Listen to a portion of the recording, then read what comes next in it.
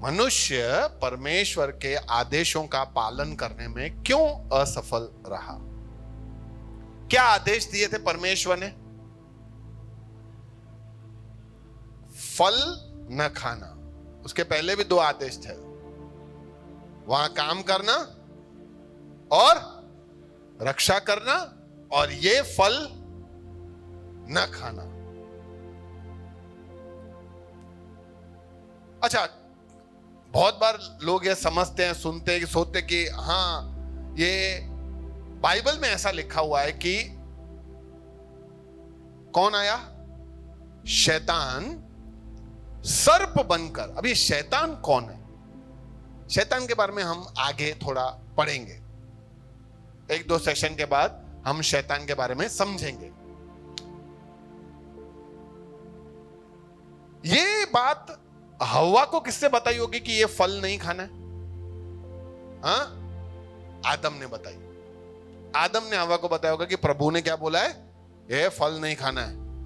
थोड़ा और समझाने के लिए कि भाई समझे ना समझे, देखो छूना भी नहीं, हाँ बता देता हूं, डोंट टच इट। कभी कभी आप गए हो कोई शॉपिंग मॉल में या जगह पे जहां पे ऐसा लिखा होता है कि डू नॉट टच, इसको छूना, और आप देखो ऐसा पढ़ के ही कि छूना नहीं, अपने अंदर कुछ जो तिल मिलाट होती है, थोड़ा छू के तो देखो बराबर है कि नहीं। अरे लिखा है, फर्नीचर के दुकानों में जाते हैं ना, तो वहां सोफे पे लिखा होता है कि इधर बैठना नहीं, तो भी हम बाजू में बैठ के तो देख ही लेते हैं, निशान से ना खबर की भाई।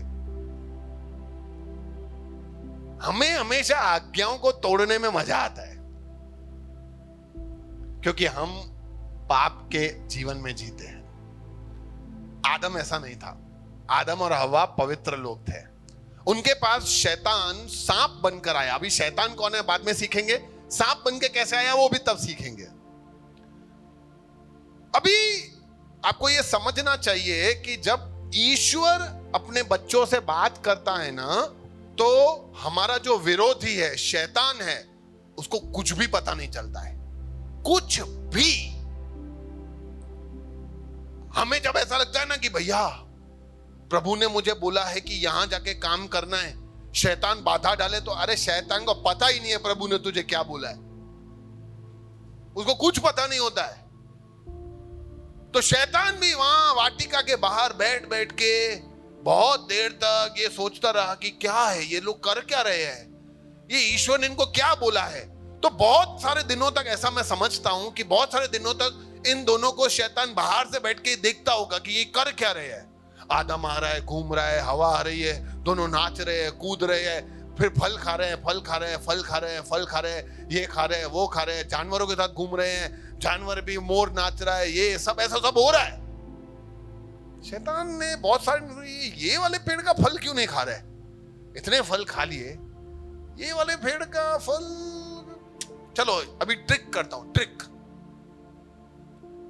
वो गया हवा के पास, हवा को जाके ऐसा वो पूछता है, क्योंकि वो खुद ही कंफ्यूज था, जाके ऐसा पूछता है, क्या प्रभु ने तुम्हें सारे पेड़ों में से फल खाने को मना किया है? अरे उसको पता था कि वो बहुत सारे फल खा ही रहे हैं, तो भी जाके तो ट्रिक करता है, सारे पेड़ों का फल मना किए? तो हवा भी होशियारी में, ना ये थोड़ी है, ऐसा थोड़ी है, प्रभु ने बोला है कि हम सारे फल सारे पेड़ों का खा सकते हैं, सिवाय ये जो बीच में भले और बुरे के ज्ञान का पेड़ का वृक्ष है, उसका फल हम नहीं खा सकते। प्रभु ने कहा है, न खाना न छूना, नहीं तो तुम मर जाओगे। शैतान ने उसको बोला, अरे मेरे को पता था ये फल नहीं खाने देंगे, क्योंकि प्रभु चाहता ही नहीं है कि तुम भी ईश्वर के समान बन जाओ, ईश्वर जैसी बुद्धि तुम्हारे पास भी आए।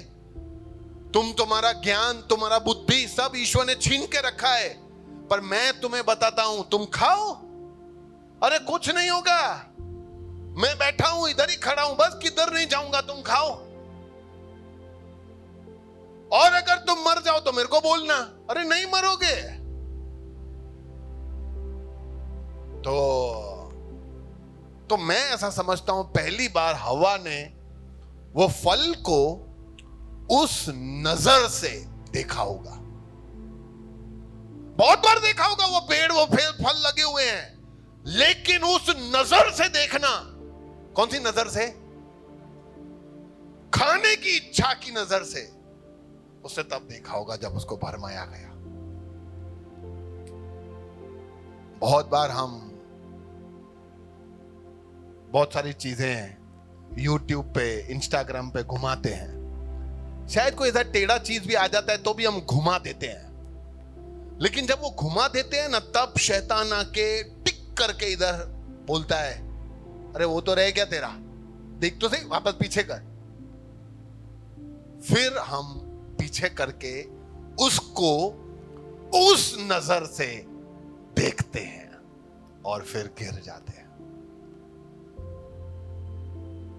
ये उसका प्लान है कि हमें जो ईश्वर ने मना किया है, ईश्वर ने जो आदेश दिया है, उसके खिलाफ भड़काना शैतान का काम है।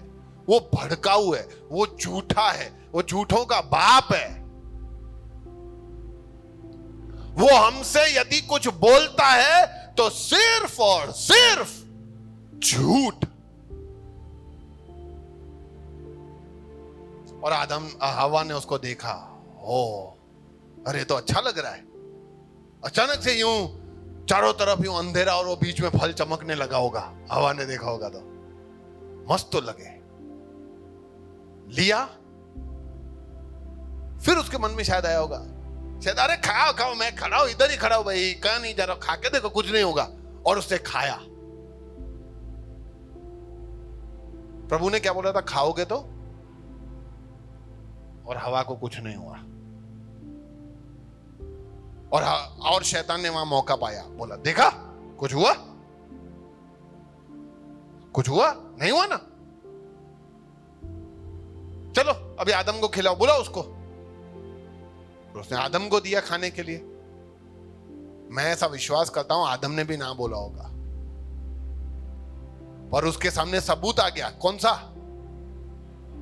अरे मैंने खाया है, कुछ नहीं हुआ है, तू भी खा। और आदम ने भी खाया।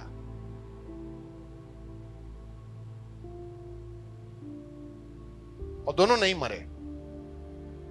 तो हम सोचते हैं प्रभु ने झूठ बोला। नहीं, प्रभु ने नहीं झूठ बोला। जैसे ही दोनों ने खाए ना, दोनों की आंखें खुल गई और दोनों ने तुरंत अपने आप को देखा। तो क्या पाया अपने आप को?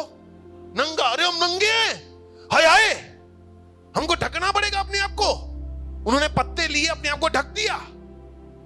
अरे ये शर्म का बात, ये शर्म, ये गिल्ट, ये दोष उनके अंदर कहां से आया? वो जो उन्होंने आज्ञा उल्लंघन किया। और ये आज्ञा उल्लंघन को कहते हैं पाप। जब भी ईश्वर हमें कोई आज्ञा दे और हम उस आज्ञा का उल्लंघन करें, उसको हम कहते हैं पाप।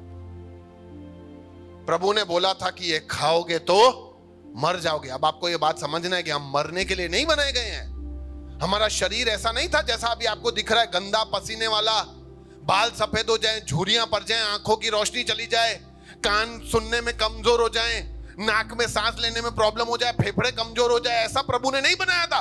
प्रभु ने बनाया था एकदम परफेक्ट, स्वस्थ, मजेदार, कभी न खराब होने वाला। लेकिन जैसे ही हमने आज्ञा उल्लंघन किया, हमारा टाइमर शुरू हो गया। क्या शुरू हो गया? उस दिन, जिस दिन आदम और हवा ने फल खाए, उसी दिन वो आत्मिक रीति से मर गए और शारीरिक रीति से मरने का शुरू हो गया, क्योंकि उन्होंने अपने आप को जीवन से अलग कर दिया। उदाहरण देके आज इतना ही, बाकी हम बाद में सीखेंगे। आपने कभी सेब या आम का पेड़ देखा है? पेड़ में आम जब तक लगा रहता है ना, तब तक फलदायी होता है, अच्छा होता है। लेकिन जैसे ही तुम उस आम के पेड़ से आम को तोड़ देते हो ना नीचे, तो तुरंत सड़ जाता है? हाँ नहीं, थोड़े टाइम के बाद वो सड़न उसकी शुरू होती है। पहले ऊपर की चमड़ी खराब होती है, फिर नीचे का अंदर का माल सामान सब कुछ खत्म होके भुक्का बन जाता है। वैसा ही इंसान है, पहले ईश्वर के साथ जुड़ा हुआ था, आत्मिक रीति से कनेक्टेड था, फिर जैसे ही उसने वो फल खाया, वो जैसे पेड़ को तुम आम के पेड़ से आम को तोड़ते हो, वैसे ही आपने आपको अपने ने वो ईश्वर जो जीवन देता है वहां से अपने ने अपने आप को तोड़ दिया। तो हम तुरंत नहीं मरेंगे अभी शरीर में, अब हमारा वो टाइम शुरू हो गया और हम धीरे धीरे धीरे धीरे धीरे करके मौत की ओर बढ़ रहे हैं और ये हमारा जो शरीर है धीरे धीरे धीरे धीरे करके सड़ रहा है और एक दिन ये सड़कर सत्यानाश हो जाएगा। इसीलिए परमेश्वर ने उनको कहा था कि तुम मर जाओगे, पर उन्होंने वो फल खाया और पाप किया और इसीलिए उन्होंने परमेश्वर के आदेशों का पालन करने में असफल हुए। बहुत बार लोग ऐसा सोचते हैं कि शैतान ने भड़काया। मैं मानता हूं कि शैतान ने भड़काया, लेकिन उससे भी बड़े जिम्मेदार वो दोनों खुद थे। हम अक्सर हमारी गलतियों का पूरा जवाबदारी या पूरा दोष शैतान पे डाल देते हैं। भैया मैंने नहीं, अरे मैं तो अच्छा ही देख रहा था, मैं तो भैया यूट्यूब पे प्रभु का वचन देख रहा था, फिर अचानक शैतान ने एक पता नहीं कहां से भेज दिया, फिर मैं गलत रास्ते पे चला गया, गलत बातें में चला गया। भैया मैं थोड़ी वो स्त्री से या पुरुष से रिश्ता रखना चाह रहा था, वही बार बार मैसेज कर रही थी, फोन कर रही थी, मैं अकेला हूं, मैं अकेली हूं, मेरे से बात करो, मेरे पास कोई नहीं है, ऐसा वैसा। फिर मैं भी उससे बात की, फिर भैया शैतान ने मेरे को बहका दिया। गलत, सब गलत है। परमेश्वर ने जो हमें सिखाया है हमें उसका पालन करना चाहिए। अगर हम शैतान को अवसर देंगे हमसे बात करने का, तो वो हमें बहका देगा। अगर वो हवा और उसने, जब शैतान ने उनको बोला कि ये पेड़, अब पेड़ के बारे में तो बात ही नहीं कर, चल निकल इधर से, इसके बारे में बात नहीं करने की हमसे, भाई जाना इधर से, ऐसा करके हवा ने भगा दिया होता, आदम ने भगा दिया होता, तो आज बात कुछ और होता। लेकिन हम क्या करते हैं, शैतान को अवसर देते हैं। इसलिए हम सब पाप के भागीदार बन गए। हम सब आदम में से आए, हम सब पापी हो गए, इसलिए हम सब शरीर में मरेंगे और इसीलिए हम सबको बचाने के लिए प्रभु यीशु मसीह को आना पड़ा।